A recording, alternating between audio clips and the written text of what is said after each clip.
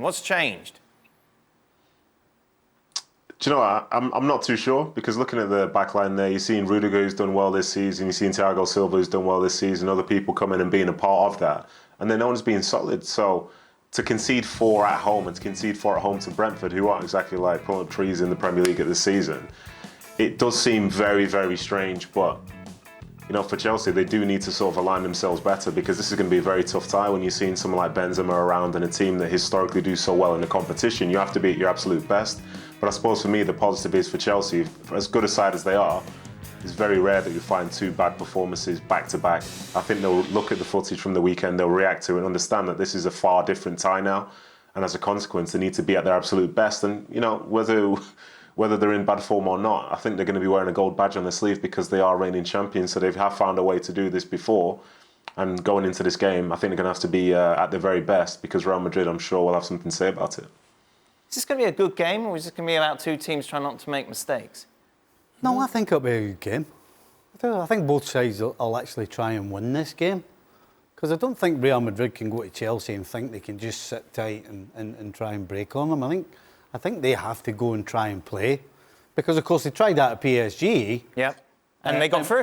Well, they were lucky, because let's be honest, had they lost 3 or 4-0, we wouldn't really have complained. So I don't see how they can go and try and do that again. At the same time, Chelsea's not losing 4 goals again.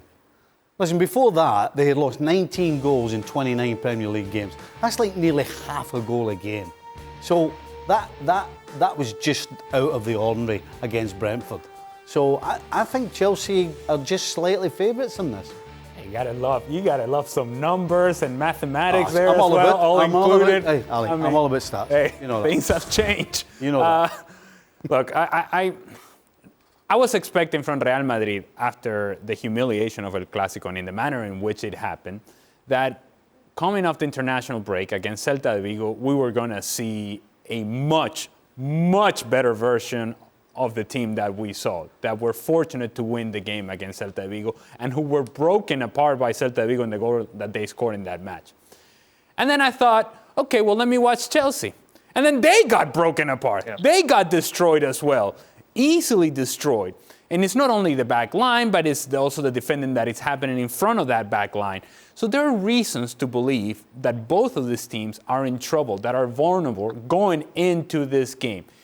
The key for Real Madrid, as it always is, for as long as they have been successful, that midfield 3 has to control the pace with which this game is played. If they do that, then they're going to have the possession in good areas, and then they're going to get Benzema involved, and then they're going to get Vinicius involved, and then they become a far more dangerous team.